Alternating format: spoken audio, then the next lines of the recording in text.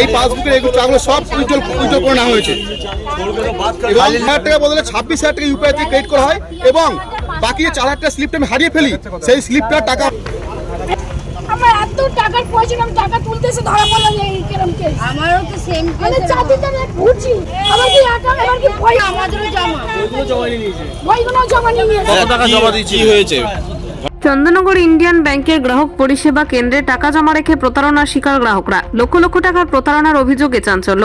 চন্দননগর লাল দিঘির ধারে ইন্ডিয়ান ব্যাংকের গ্রাহক পরিষেবা কেন্দ্রে বহু মানুষ দিনের পর দিন টাকা জমা করেছেন। অনেকেই ফিক্সড ডিপোজিট করেছেন, আবার সেভিংস অ্যাকাউন্টেও টাকা জমা রেখেছেন। বেশ কয়েকদিন আগে একজন গ্রাহক অভিযোগ করেন তার অ্যাকাউন্টে টাকা জমা দেখাচ্ছে না। টাকা জমা করা স্লিপ যদিও তার কাছে আছে। গ্রাহক পরিষেবা কেন্দ্রের পরিচালক শোভনলাল নন্দী লিখিত আশ্বাস দেন ওই টাকা ফেরতের। এই খবর চাউর হতেই অন্য গ্রাহকরা পরিষেবা কেন্দ্রে ভিড় জমান। তাদের অভিযোগ পাসবই আপডেট করলে টাকা জমা দেখা যাচ্ছে। তাদের সন্দেহ টাকা জমা না দিয়ে তাদের প্রতারণা করা হয়েছে। বিক্ষোভের আঁচ করে পরিষেবা কেন্দ্র বন্ধ করে গা ঢাকা দেন অভিযুক্ত। এরপর ওই ব্যাংকের চন্দননগর শাখায় ম্যানেজারের কাছে বিষয়টি জানান। ম্যানেজার তথাগত চট্টোপাধ্যায় লিখিত অভিযোগ করতেও বলেন জোনাল অফিসকে অভিযোগ জানানো হয়েছে, যা নির্দেশ আসবে সেই অনুযায়ী চলবে। টাকা জমা পড়েনি ব্যাংকের গ্রাহকদের, সেই দায় ব্যাংকের উপর বর্তায়। আমরা গ্রাহকদের সব রকম সাহায্য করব। 50,000 টাকা প্রথমে জমা দিয়েছি, তারপরে ডিসেম্বর মাসে 8 তারিখে তারপরে ফের 20,000 টাকা জমা দিয়েছি, আমি 10,000 তুলে আবার এখন 950 টাকা জমা দিয়েছে। আরো আগের ডেট আমার মনে নেই, সেটা আরো আগে ওই তখন জমা দিয়েছি।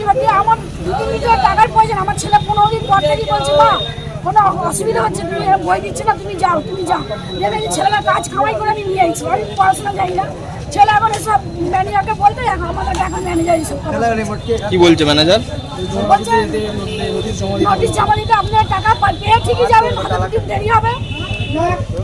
আচ্ছা, ম্যানেজার কোনো দায়িত্ব নিচ্ছে না এটা? না, ম্যানেজার কোনো দায়িত্ব নিচ্ছে না।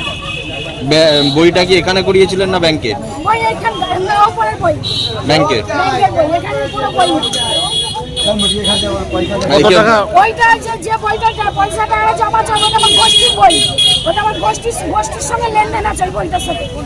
একে ফোন করলে ফোন ধরছে কি অসুবিধা? ধরছে না, খালি বলছে পিসি। কত টাকা চোট হয়েছে তাও? 70,000 950 টাকা আলাদা, আর 2-3 হাজার টাকা আগে আমার অ্যাকাউন্টে আছে, ওটা আলাদা। ওটা আমি ফেলতাম, তুলতাম, এমনি করতাম, ওটা তো আলাদা আছে, আলাদা। কি নাম আপনার? আমার নাম দেবিকা দাস। অ্যাকাউন্ট খোলেন আপনি এখানে? অ্যাকাউন্ট আমার হচ্ছে 2020 সালে আমি বইটা এখানে খুলেছিলাম।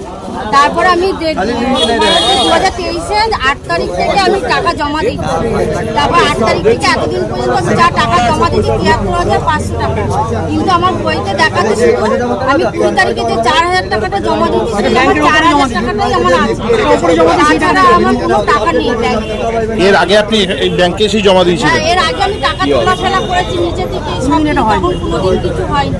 কিন্তু এখন এই ডিসেম্বর মাস থেকে এই যে ফেব্রুয়ারি মাস পর্যন্ত এই যে আমি যা টাকা জমা দিয়েছি তার একটা টাকাও আমার নেই। আপনারা কি এই ব্যাংকের হেড অফিসে জানিয়েছেন, মেন অফিসে হ্যাঁ, জানিয়েছেন? ম্যানেজারকে আমি জানিয়েছি। কি বলছেন তিনি? ম্যানেজার বলছে কি আমি দেখছি আপনাদের কি ব্যবস্থা করা যায়।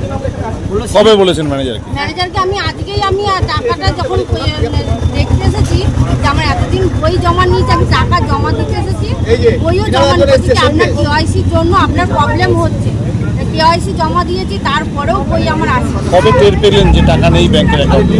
আমি আজকেই এসে বইটা দেখছি যে আমার প্রত্যেকদিন লিংক থাকে না, বইটা আমি যখন আনছি যে আমার এতদিন বই হচ্ছে না।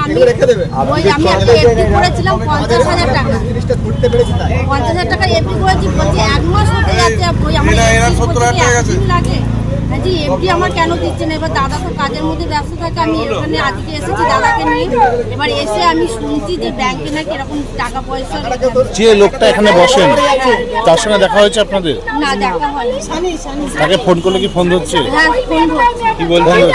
সে বলছে যে আপনি সপ্তাহখানেকের মধ্যে টাকা পেয়ে যাবেন। কি নাম তার? সোমা কি? সোমা টাইটেলটা আমি ঠিক জানি, টাইটেলটা নাম ওনার সোমা, আর ওনার সঙ্গে আরেকজন থাকে সানি থাকে, আরো 2-3 জন এটা কবে থেকে হয়েছে? ঘটনাটা যেটা আমরা খবর পাই সেটা হচ্ছে যে গত দুদিন আগে সোমবার দিন থেকে এই যে গ্রাহক পরিষেবা কেন্দ্র যার সামনে আমরা দাঁড়িয়ে আছি দেখতে পাচ্ছেন, এই গ্রাহক পরিষেবা কেন্দ্রে বহু মানুষ তারা টাকা জমা দেয়, কিন্তু তাদের হঠাৎ মনে হচ্ছে টাকা তুলতে গিয়ে তারা দেখছে যে তাদের অ্যাকাউন্টে টাকা নেই।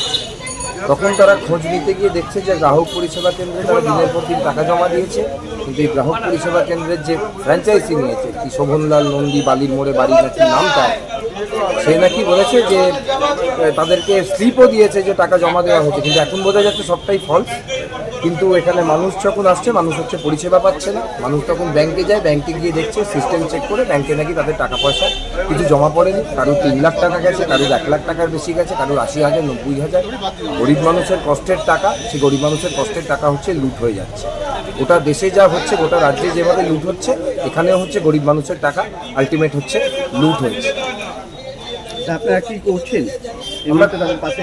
এই মুহূর্তে সেই মানুষদের পাশে রয়েছি, সেই মানুষদেরকে যেভাবে সহযোগিতা করা যায়, তাদের যেভাবে পরামর্শ দেওয়া যায়, মানুষদের হচ্ছে যে কষ্টের টাকা, সেই টাকা ফেরত পাওয়াটা বা ফেরতটা যাতে আসে সেই ব্যবস্থাটা করাটাই হচ্ছে আমাদের মুখ্য উদ্দেশ্য।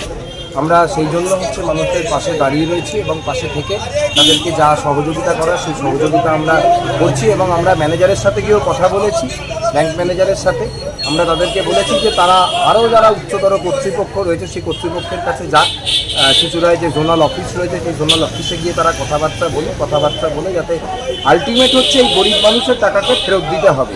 সেটা যে গ্রাহক পরিষেবা কেন্দ্রের দায়িত্বে রয়েছে, যে এখানকার ফ্র্যাঞ্চাইজি নিয়েছে, সে তাকে ধরে হোক, তার সম্পত্তি বিক্রি করে হোক, যেভাবেই হোক এই গরিব মানুষের টাকাকে হচ্ছে ফেরত দিতে হবে। গরিব মানুষের টাকা ফেরত দেওয়াটাই হচ্ছে আমাদের এক এবং একমাত্র দাবি।